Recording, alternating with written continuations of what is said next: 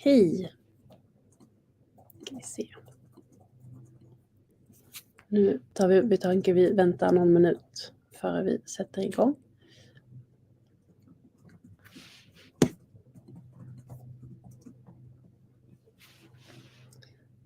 Vänta på att alla kopplar upp sig.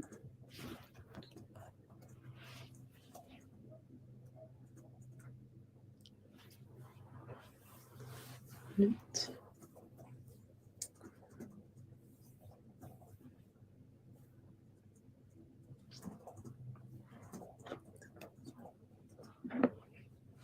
Ska vi köra igång så ser vi om de andra joinar senare. Så först och främst hej och välkomna till detta webbinar som vi anordnar för er, våra kunder, så att ni får en liten möjlighet att bli lite mer informerade om vad som händer och följa också utvecklingen från när GetCompliant går till Compliance by MAPAL på lite närmare håll och kunna ställa frågor och så vidare.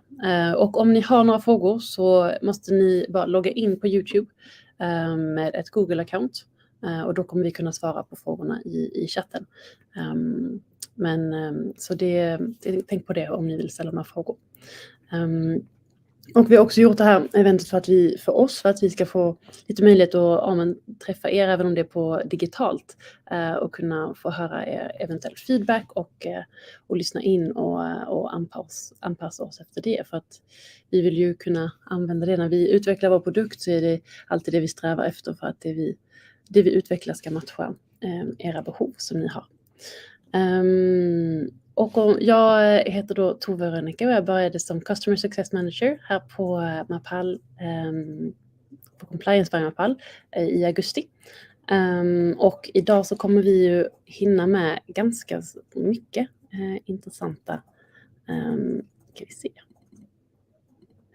grejer. Vi kommer nämligen börja med att Peder och Marie, som ni kanske känner sedan tidigare, kommer förklara lite om resan från GetCompliant till Compliance from MAPAL och vad det kommer betyda för er. Och de kommer också förhandsvisa 2 nya produkter som vi kommer lansera i början av 2023. Och sen så har vi också äran att ha James Hakon, vår Chief Marketing Officer, på plats. Och han kommer prata om de 10 största trenderna för hospitality-sektorn. Men jag tänker att vi kör igång direkt med Peder, om du vill. Jajamän, det gör jag gärna. Bara att hoppa fram Den första delen blir på svenska och sen så kommer James hoppa in på engelska sen. Han har inte lärt sig tillräckligt bra svenska ännu. Lite kort bakgrund bara kring oss. Vissa av er känner säkert mig. Jag har varit med här ganska länge. Både syns på mig och kanske märks.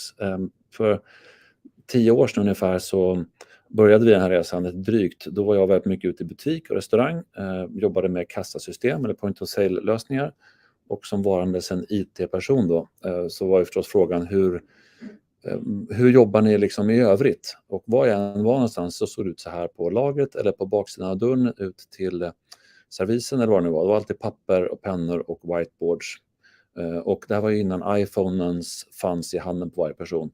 Så att min tanke var bara att det här måste gå att digitalisera på något sätt. Eller om det kommer bra enkla terminaler, typ telefoner, så kommer det här bli digitaliserat. Det vill jag vara med och bygga. Så det var vår, kanske inte supersmarta idé, en ganska enkla idé. Bara att digitalisera det som folk gör idag. Samla allt på en plats. Det var hela vår tanke. Och faktiskt idag så är fortfarande penna och papper vår största konkurrent. Eller i alla fall Office, Excel, alltså manuell digital hantering om man ska säga. Det är ett vanligt sätt att jobba, förutom att jobba med en lösning som vår. Så det var vår startpunkt, det var 10 år sedan. Sen dess så har det hänt ganska mycket. Idag har vi ungefär 25 000 användare som jobbar med vår app. De jobbar på ungefär 5 000 sajter eller units eller locations eller kaféer eller restauranger eller butiker eller vad man nu kallar det i sin verksamhet. Alla jobbar på sitt sätt så att de har anpassat GetCompliant eller ställt in det och fyllt det med sitt eget innehåll. Allt från stora kedjor till lite mindre kedjor.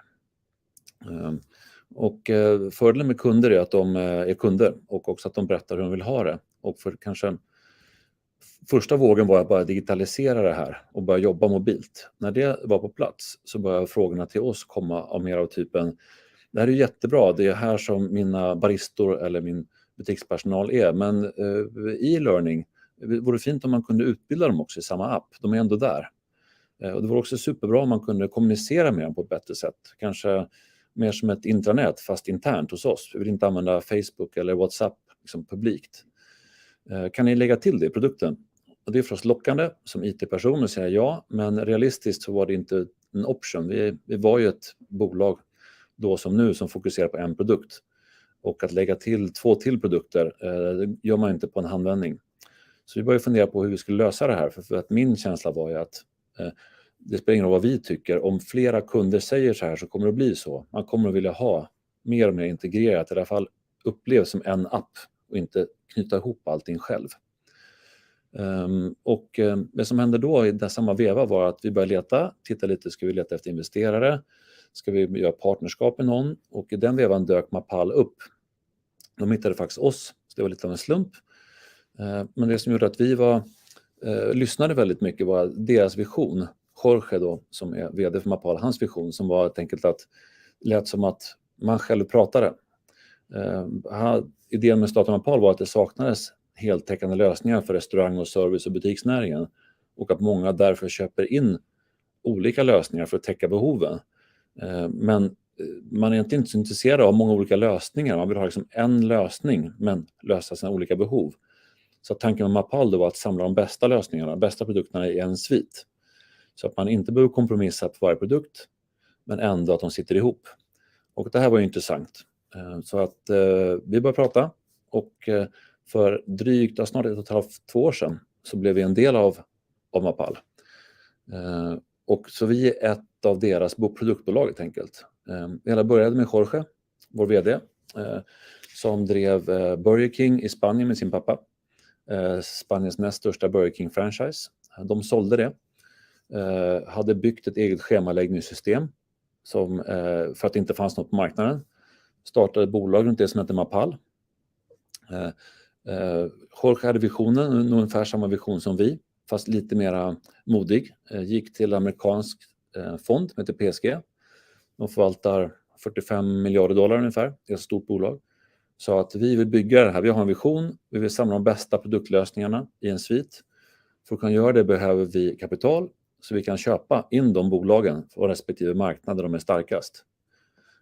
PSG sa ja. Och sen började Jorge och hans team köpa och integrera bolag. Till exempel Flow, som är marknadsledaren i UK på e-learning mot hospitality. Har ungefär 4 000 kunder inom hotell, restaurang, service. Köpte Cloud Reputation för att hålla koll på sociala medier och vad som sägs som ett bolag på sociala medier. Samla det, vilka bilder som tas, om det är positiva eller negativa referenser. Köpte oss som checkliste, audit, compliance-verktyget. Köpte Easylist i Frankrike som har byggt en lösning för menyplanering, inköp, den typen av funktion. Köpte 2 bolag i Spanien kopplat till feedback från kund och gäst. Både kunna få feedback från gäster och kunder men också kunna skicka ut information och feedback till personal på golvet framförallt.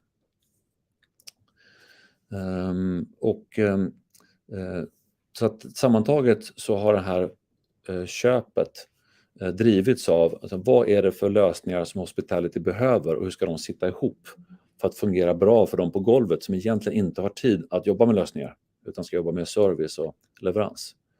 Så det var hela tanken. Så därför blev vi en del av MAPAL.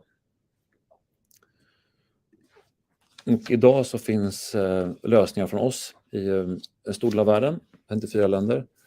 Syns kanske inte superstort på den här bilden men det finns små röda pluppar här där man ser var våra kontor är. Så det är UK, Stockholm, eller alltså Skottland, Edinburgh och London, Stockholm, Paris, Madrid. Så att strukturen idag är att vi ansvarar för MAPAL i Norden och jag och mitt team här. Så vi bygger vår produkt precis som vi gjort tidigare men vi säljer, driftar, levererar alla produkter som finns i sviten. Så på samma sätt så är UK-gänget bygger produkten för e-learning, men de supportar och säljer compliance och de andra produkterna. Så varje marknad har fortfarande ansvar för sin del, men fler produkter. Det är därför som vi också blivit lite fler personer i Norden, eftersom vårt ansvar växer och fler produkter till fler kunder helt enkelt. Så det är själva tanken. Lägger man ihop alla kunder som vi har runt om i Europa så är det ganska många. Jag tror att det är 56 000 sajter som använder våra lösningar kombinerat. De flesta använder ju inte fler produkter än. Och det är det som är vår nästa steg på resan, är förstås att till exempel Compass Group, som vi har som kund i Norge, Sverige och Finland, de använder oss även i UK för e-learningen. Men att få fler kunder att använda fler produkter är förstås våra önskemål.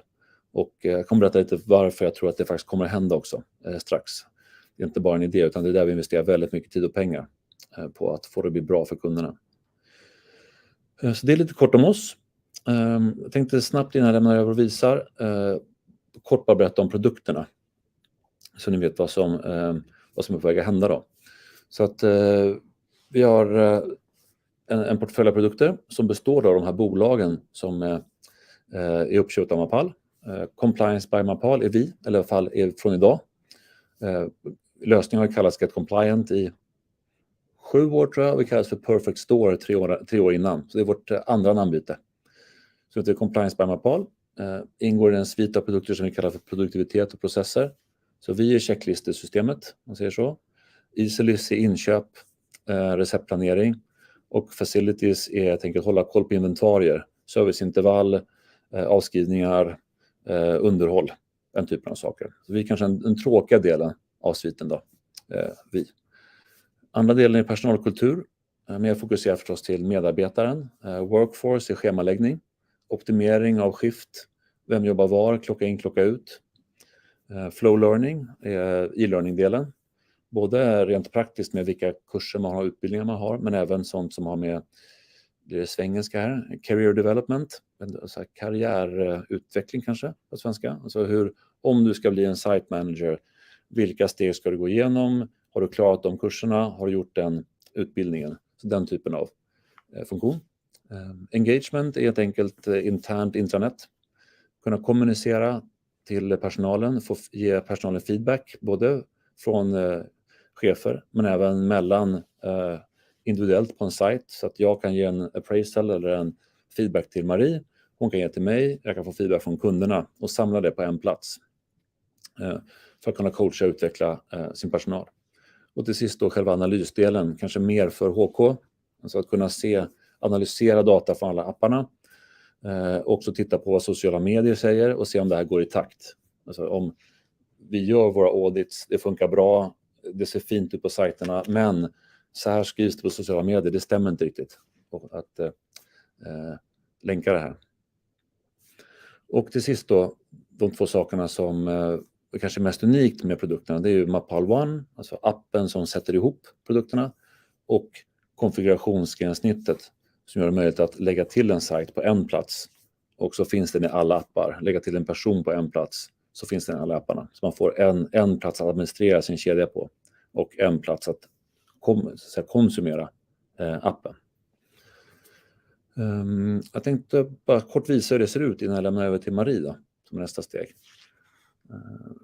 Så att det ser ut så här.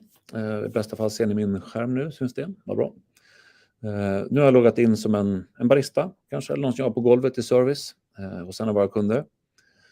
De har en app som loggar in i och den är lite Netflix-lik. Det vill säga först kommer lite information och här kommer den här engagement-delen, alltså utskick av information till medarbetare. Det kan vara till alla, eller till alla som började de senaste 6 månaderna, eller alla som jobbar i Stockholm, eller alla som har site manager-rollen.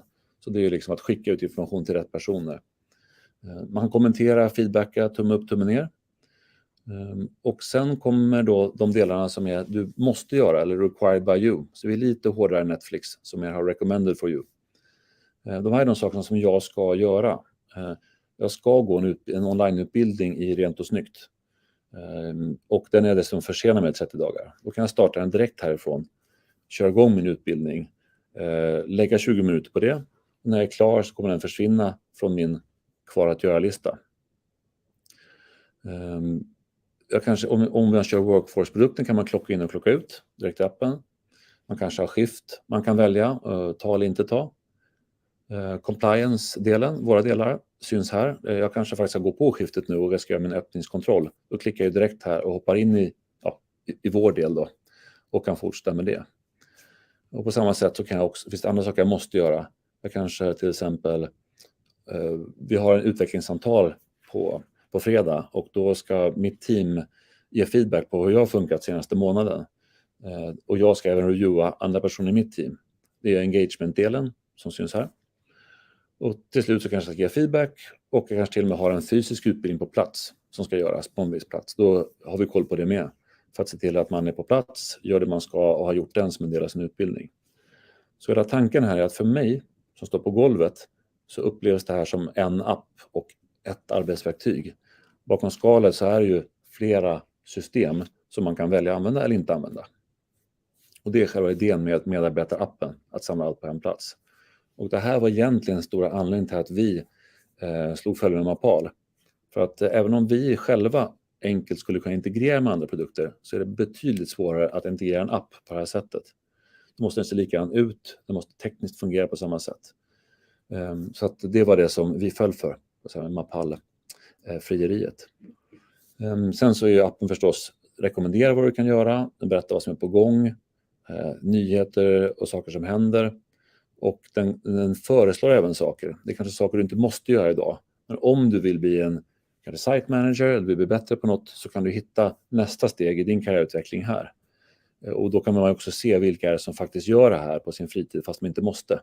Så kanske de går en kurs som inte är tvingande. De kanske är värda att hålla ett öga på. Och titta på extra mycket när det är dags för nästa diskussion om vem ska bli platschef. Så det är tanken med själva appen. Jag tror nästan vi växlar tillbaka till presentationen om du kan göra det. Perfekt.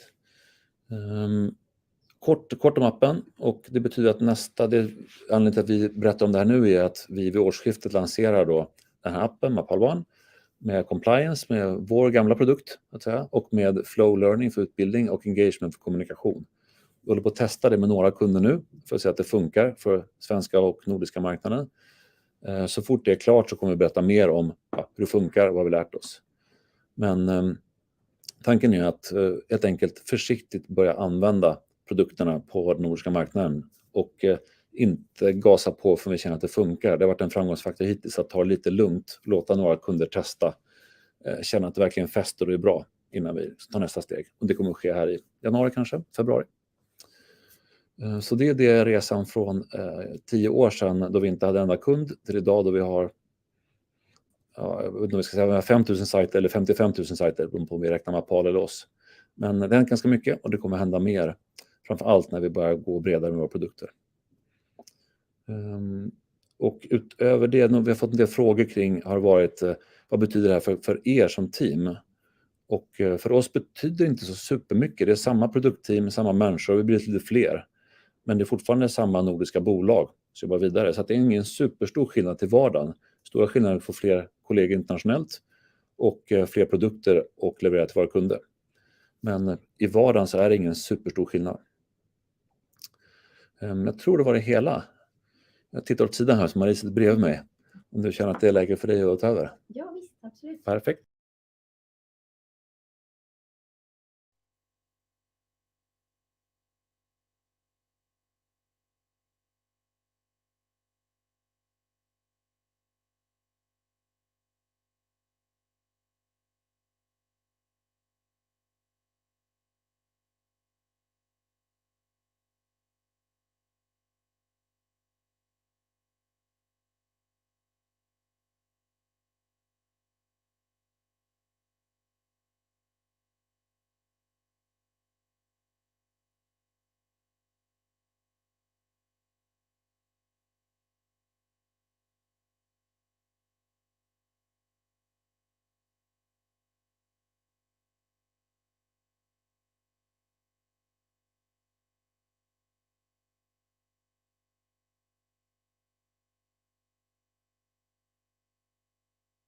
Vi gör så här, jag tar över ljudet här. Det kanske är bättre. Är det bättre? Tro. Bra.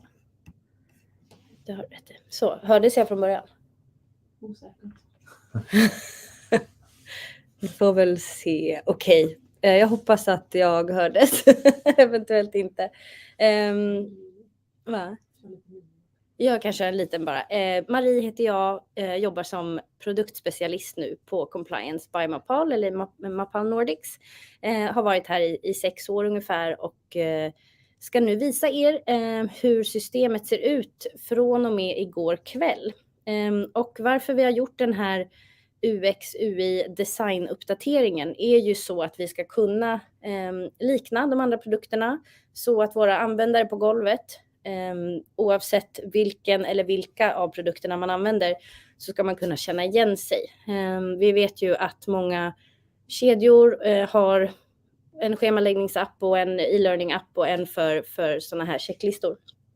Och det blir många appar och system att lära sig och det är hög personalomsättning. Så att vi skulle vilja att det ser likadant ut för alla helt enkelt. Så att från och med igår kväll, om vi loggar in i Compliance, så är det lite uppdaterat. Och den största skillnaden är ju framförallt att menyraden som var högst upp här, den har flyttat till vänster. Och det här är det moderna sättet att göra system på. Det är så alla andra MAPAL-produkter också ser ut. Och det ger också ganska mycket plats till att kunna lägga till fler saker. Vi började få lite ont om plats här högst upp förut. Efter all bra feedback som vi får från er som kunder. Så nu har vi flyttat menyraden här till vänster. Och det gör också att det ser lite mer likadant ut på appen och på webbappen så att säga. Så ni vi har inte ändrat någonting i funktionalitet, utan är ni centrala användare och sätter upp saker och bygger formulär och liknande, så ligger allting kvar. Går man in på en sida så ser den ungefär ut som den gjorde innan. Gå till formulär och man kan skapa sina mappar och allting fortfarande. Man kan också från och med igår kopiera formulär. Så det är en bra ny funktion som har kommit i med den här releasen också. Sen är en annan stor skillnad för själva användarna på golvet. Säg att jag jobbar i den här enheten, restaurangen, kaféet som heter Stockholm. Då har vi ändrat lite så att dagsplanen som förut var som en lång veckovy med uppgifter per dag på ett annat sätt ligger numera på det här sättet med samma meny till vänster. Så vi har alla våra områden, öppning, stängning etc. Och vi svarar på uppgifter på samma sätt. Vi hoppas inte att det ska bli svårare utan lättare och lite snyggare till och med för våra användare. Avvikelserna ligger alltid uppe i högra hörnet oavsett om det är på den här dagsplanen eller om man hoppar över till våra formulär. Går man in på ett formulär med avvikelser så ligger de också i högra hörnet. Men man hoppar tillbaka till sin dagsplan genom den vänstra menyn som sagt. Om jag behöver göra en avvikelse så fäller jag ut och svarar nej. Och så får vi upp en avvikelseruta här till höger som behöver fyllas i. Och den blir röd precis som innan. Så att den stora skillnaden är ju hur det ser ut, att färgerna har bytt till lila och lite annat. Men själva funktionaliteten är densamma. Kan faktiskt nämna att man kommer kunna välja sin egen färg också så småningom. Så att vill man inte ha lila utan man vill ha ett blått eller grönt eller rött system så kommer det också vara möjligt. Jag hoppar över till mobilvyn här lite snabbt bara och visar att det kanske är ännu mindre skillnad för den som har mest använt appen. Checklistorna som man har kommer här i ordning.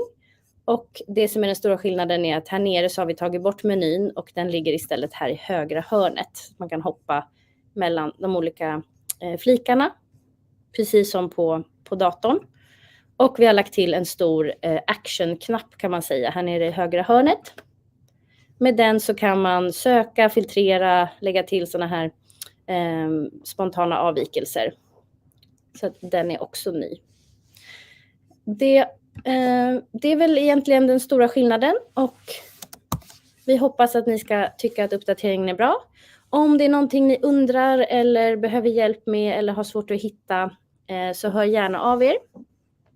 Och har ni feedback på annat som ni skulle vilja utveckla, så kan ni också höra av er och komma till mig, så kan vi prata om det tillsammans. Men det var det jag hade att visa idag. Vi lämnar över till Tove igen.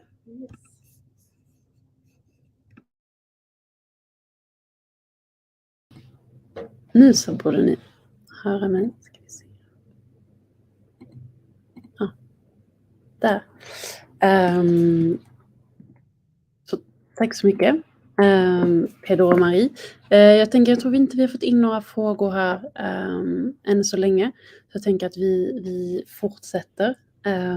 Och som sagt, om ni har några frågor om den här förändringen eller om de produkterna som Peder berättade, så är det bara att höra av er till någon i teamet, till av oss som sitter här eller någon annan som ni har kontakt med på compliance, så hjälper vi er att hitta någon som kan svara på det. But now I think it's finally time for James to take over this stage and to tell you a bit about the 10 global trends in hospitality. And James has a very impressive track record as well, and has spoken to audiences in over 20 countries, such as the UN Future Food Summit. So I think it will be quite interesting for all of you. So I will leave the floor to you.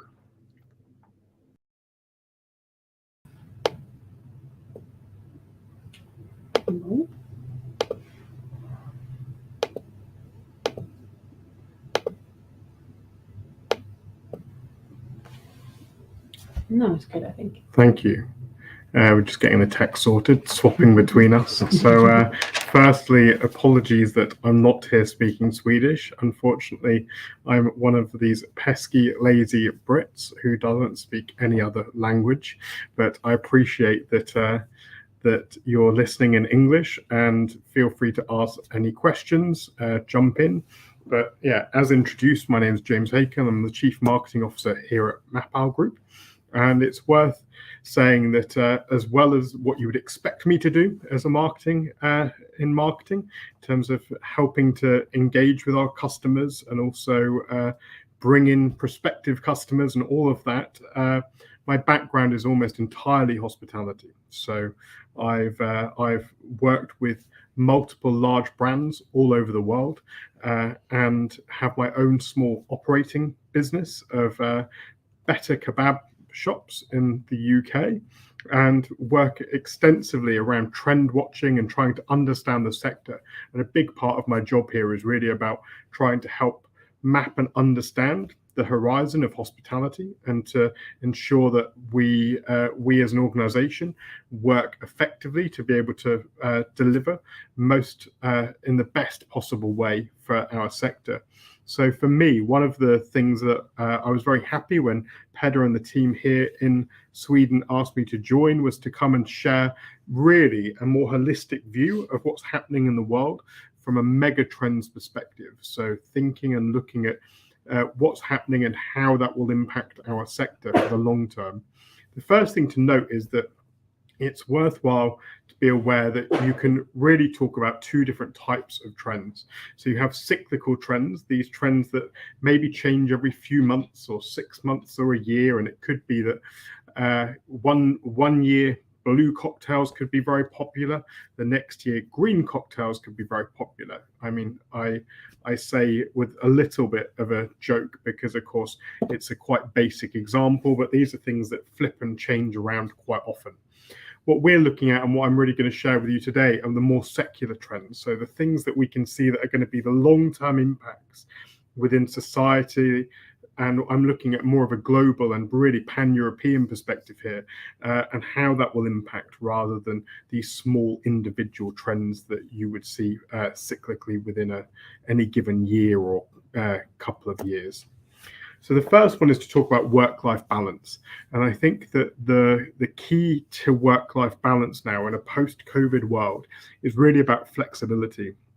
So I think that when we're talking about work-life balance in a pre-pandemic world, I think that people talked a lot about reducing hours, making sure that you were getting time away from screens, and it was very much about within the context of the way that we were still living and working. So going to an office, being a lot more focused around being within the bricks and mortar venues or locations that people were working in. And of course, we still have a large amount of frontline workers who are really integral to our team, where their location, their geography is absolutely vital, and of course it's linked to their employment. But there are large swathes of the population, the white collar workers in essence, that don't necessarily have that same degree of geographic limitation. And I think that on that level, we're seeing a real shift, and we have seen a shift towards obviously a blended environment, home-based working, and whilst we're seeing that coming back and forth, it's worthwhile noting that the long-term trend is definitely for more flexibility. I think people are absolutely really looking to be better as a family unit and to be around more and be more present. And I think that, I mean, personally, I definitely felt that during lockdown, and it's one of the things that is being preserved. But what's really interesting with this is for the first time, it's not just about wanting it all, I think is the key, is people realize that there's sacrifices to be made. So, and I think that what we are seeing is that people will look at taking a reduced amount of earnings, or will look at having less income under the view that it gives them more flexibility. And we've seen this within the workforce and hospitality. In the past, we saw that the pre-COVID number for a lot of the businesses we tracked in the kind of broader continental Europe being around 51 hours a week. And we're down to early to mid 40s as being average. So whilst we know there's this major challenge to do with staffing and employment and people not necessarily wanting to come to work in hospitality as being the narrative, we can really say that actually that's not helped because people are working less. And that's linked to this work-life balance piece. So that's from an employment perspective. If we think about it from a consumer perspective, it's worthwhile saying that this balance changes things completely, really. We've already seen examples, whereas within city centres, Friday nights just aren't Friday nights anymore in terms of people in that after work example. Being a proud Brit, in London, it used to be at 4, 5, 6 o'clock on a Friday night. The masses would gather outside pubs. If you've been to London at that time on a Friday night, it was a national routine. It's fair to say that now that's shifted to Thursday night, and that Friday afternoons and evenings are generally quite quiet for bars. So just one example there of how changes in consumer behaviour really impact the sector. It's interesting, though, that it's not just the negative, of course. There's also positives with this. So there are many examples of where remote working and co-working spaces and this idea of digital nomads has taken off. And there's lots of places around the world that are really leveraging this and becoming very successful at doing it. And I think there's also some governmental changes happening in multiple places about visas. So great example of that was Estonia really recognized the opportunity for digital nomads, and they have a specific visa to go and live and work remotely from Estonia. And there's lots of other examples of that, and people are then leveraging that opportunity, whether it be from an accommodation provider, from bars and restaurants, leveraging underutilized spaces during the day for this type of co-working. So there's opportunities and sunshine whilst there's clouds. One thing is interesting, though, is that this narrative that hospitality is somewhere that people are less inclined to come and work is definitely something we as a sector need to work on and need to improve. And I think that being a fairer employer base definitely helps that. But one thing that I think will be really interesting is that I envisage it will be a short to medium term issue, because in the long term, we're going to see continued automation. So for those of you that don't know, this is a Tesla automated vehicle. What it will mean is that in the long term, it's very likely that there will be no drivers in these vehicles. We'll also see driverless vehicles in terms of cars displacing people like chauffeurs, taxi drivers, so on. But there's going to be lots of examples where continued automation will release individuals and people back into the broader workspace. And I think it's fair to say that hospitality at its core is about where people and connection is important, and therefore hospitality will be a place where humans and human interaction and people will be really integral to that for the long term. So quite an interesting question mark as to just how long and whether our industry can adapt in that way. The co-working spaces, of course, are really interesting. We've seen this. In fact, that's where we're presenting from right now. It's a co-work with a very beautiful view over the city of Stockholm, albeit a little bit cloudy, but living in the Highlands of Scotland, I can assure you that I'm very used to poor weather. At least it's not raining or snowing yet, so there we go. But interestingly, the co-working piece is really adapting because it's also the driving force is about what will encourage people to come to an office and to come and use the space. And it's the way that offices are being used are changing. And I think we'll also see an adaptation when it comes to this urbanization, which is my second core point here. So urbanization, which is strange in a way. Technology is releasing us from being in one central location. We can, of course, work from anywhere. I live in a rural village, as I said, in the Highlands of Scotland, and I can prove that it works and works effectively for well, I think it's effectively. My colleagues hopefully will back me up with that within a global business. But what's really interesting is that from an urbanization perspective, that we're actually seeing a continued drive towards cities. What's interesting, though, is not the mega cities. We're actually seeing the growth of small to medium-sized cities. So those cities of under 1 million people are the driving force of urbanization right now. So it's people wanting to come together and have the benefits of all of that convenience of a city, but not the issues to do with traffic and overpopulation and all those things that come with it. So a really interesting angle there. And one of the things that's driving that right now is actually the movement from office space, because of course, post-COVID, there's now a change in requirement of office space to residential, and also the retail space that used to be in cities, which is reducing, which we'll come on to in a minute, which again is also reducing, creating this, not saying necessarily a lower cost, although there is some expectation that there will be a slight drop in property prices within cities as this space becomes available. It's quite interesting that this is a key trend, and of course, with that, there's opportunities for our sector. The third one is safe at home, and you see I've used Netflix and chill. It's a great term, and I think that what we have learned during COVID is that whilst we were almost trapped at home, I'm aware that Sweden probably had a different COVID journey to most of the rest of Europe, but within that environment, we probably were used to being at home more than we were before, and that's definitely a shift. And people therefore invested in their homes and to make them better places and more comfortable places to be. People also got used to and were therefore happier and psychologically happier being at home. And also, as prices continue to rise, as we see the pinch on disposable income, this idea of venues not just competing with the bar next door or the coffee shop across the road, but also the home environment is something that we really need to consider and be aware of, is that your competition is much broader than what it was before. Number 4 is health consciousness. And for those of you that have been involved in menu development within our sector, I'm sure you'll be rolling your eyes at this, because of course, all consumers want to be told and will tell you through research that they all want to be healthier.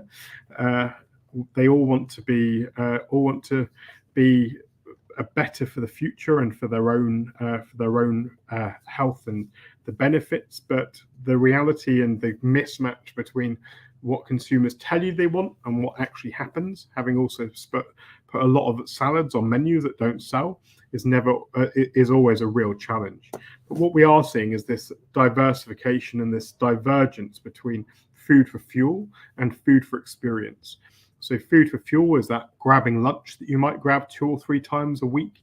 It might be the food you eat at breakfast at home or your standard kind of evening meal, and you're probably going to be far more health conscious there than before.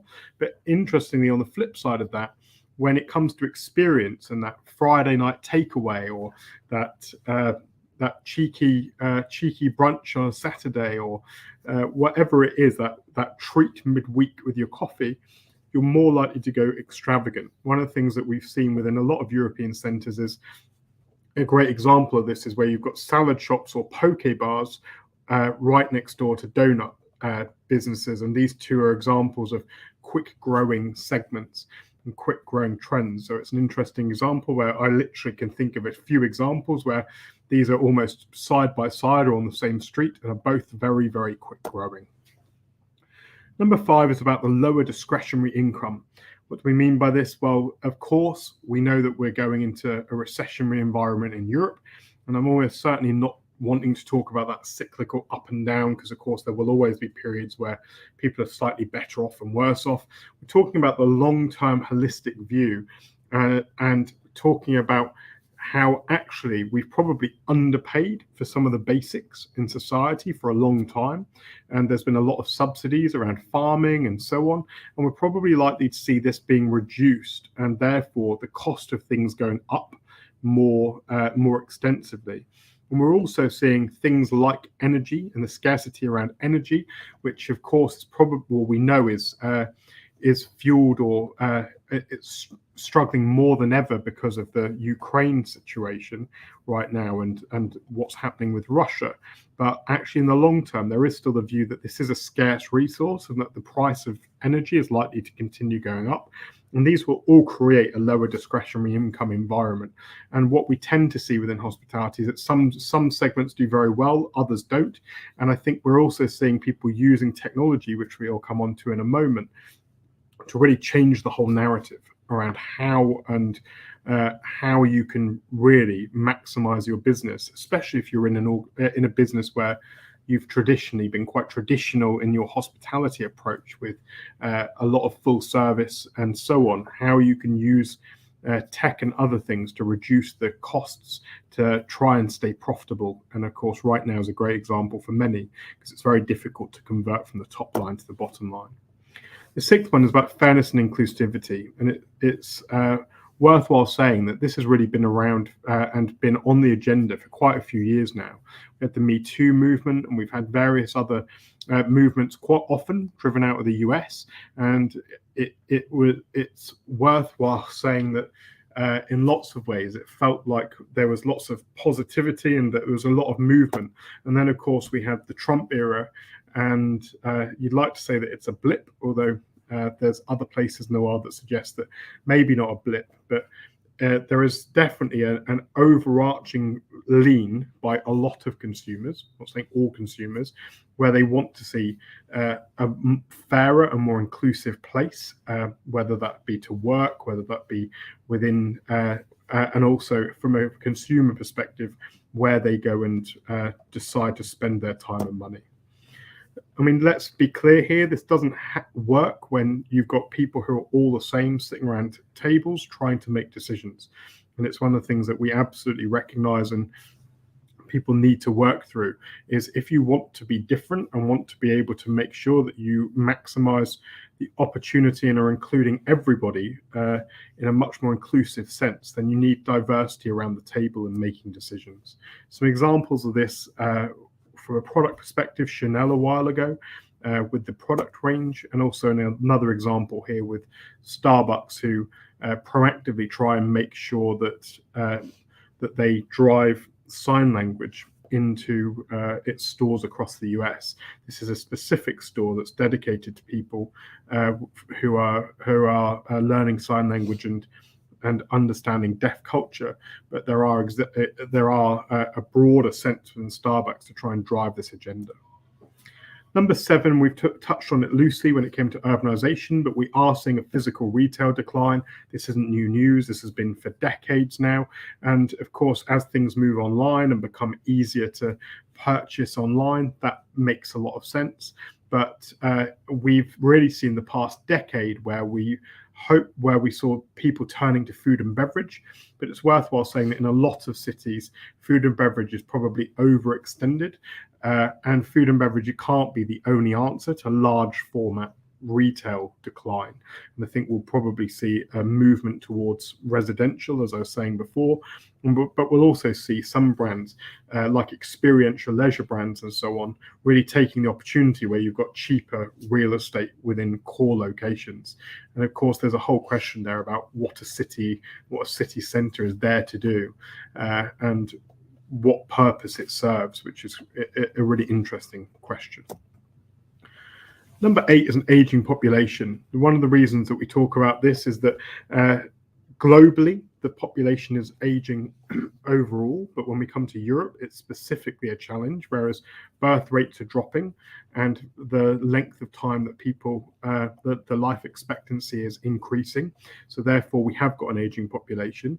It's quite significant when you look at the trends. If we look at by 2030, there is a huge shift towards the age of the average population, and there'll be more people over 60 than under 7. I think was the under 10 it might be. Interesting statistic. But what does that mean to us?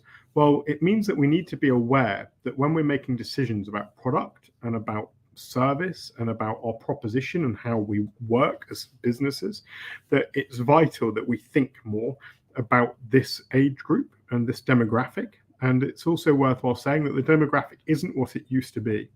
You know, a lot of people look and think about this kind of grey pound, grey euro as being in the past, it was about, you know, people who were elderly with issues to do with mobility and so on and so forth. But of course, we know that's just not the case. You know, you've got 60, 70, 80-year-olds who are still consuming in a very different way, visiting coffee shops daily, it's a very different space than it was 20 years ago, and we need to make sure that we're adapting to that big opportunity in it. But on the flip side, there's also an opportunity around this workforce and leveraging people later in life within working environment, within hospitality. But of course, these people have got different requirements and different expectations, and we need to make sure that you don't take a standard approach to how we might attract and retain talent when it comes to different demographics of the population, and think about, if you are going to look at this workforce, is making sure that you are able to adapt your working models so that it's something that's attractive. But I think it is a big opportunity for filling the skills gap that we already have in the sector. We're nearly there. 9, it would be rather remiss of me, given my job and what we do here at MAPAL, not to talk about technology. And of course, when you talk about technology in restaurants and in the hospitality space, people automatically go to robotic waiters and those kiosks at McDonald's. But it's worthwhile also pointing out that it's much broader than that. It's also about what we call the invisible tech. And actually within compliance at MAPAL, we're doing a lot of work looking at IoT, the Internet of Things, and the technology there, and how we can better use sensors and how we can drive people's experience and also employee experience, and the kind of broader sense of how people undertake their role, and improving that and making it more seamless through this improved use of tech. For us, the part of technology that's always important is to balance the process piece. And you'll have seen from what Peder presented earlier, there's a big focus on process and systems within what we do. There's also a big focus on people and culture. And we really don't think that the two things are mutually exclusive. We think they have to work together. If you want your teams to be really effective, you need to really engage them. You need to help them grow. You need to help them develop. And we feel like we're in the perfect position with our suite of products to be able to help you deliver on both parts of that. So process, procedures, systems, information, but also people and culture too. And the last one, and the reason it's purposefully last, is that I think it is the one that we want you to walk away with and think, and it is hard. I mean, the discussion we had with the number of your industry colleagues here in the room a little earlier, was very much that, of course, we all as individuals want the world to be a great place for our future generations. We also know that we're not doing the best job at it necessarily, and that we need to become better, but it's not easy. And of course, responsible consumerism, I love this statement. So it's efforts by customers to make intentional purchases of both products and services that have minimal to no impact, harm to or exploitation of humans, animals, and the environment. And I think that's the key here. It's not just about environment, it's about being a fair place to work. It's about being able to protect our planet more extensively. And I think the key is about ensuring that it's not just virtue signaling, and that you do make defined decisions that will drive the agenda. And of course, where that sits in your organization is a real challenge. Sometimes it sits within marketing, and the problem then is it can become a bit more about spin and messaging and lean into virtue signaling. Sometimes it sits under finance, where it can often be driven by a financial agenda. And of course, it should be much broader than that. But wherever it sits, there needs to be absolute broad level acceptance and broad level buy-in from your business that this is important. And we're definitely on a journey ourselves, and we hope that you are as an organization. So that's our top 10. Try to make it as relevant and interesting as possible. Feel free to join me on LinkedIn. Feel free to drop me any questions. But thank you so very much for your time, and hopefully you found that useful. Thank you. Thank you, James. And thank you everyone watching. I think I will finish off in Swedish. Tack så mycket för att ni har kollat, och om ni har några frågor, trots att ni kanske inte lyckats logga in via YouTube, så tveka inte att höra av er till någon av oss som var med idag, eller någon annan som ni har kontakt med i Compliance by MAPAL-teamet. Och samma gäller om ni skulle vara intresserade av någon av produkterna. Så det är jättekul att vi har fått möjligheten att få berätta lite mer om resan från GetCompliant till Compliance by MAPAL, och även få möjligheten att ha James här med väldigt intressanta views på framtiden inom hospitality. Och det här har spelats in, så det finns även möjlighet att dela det med era kollegor om det är någon som har missat att kolla på det här nu. Och annars vill jag nog bara önska er en trevlig fortsatt dag och eftermiddag. Tack så mycket. Hej då! Mycket. Hej!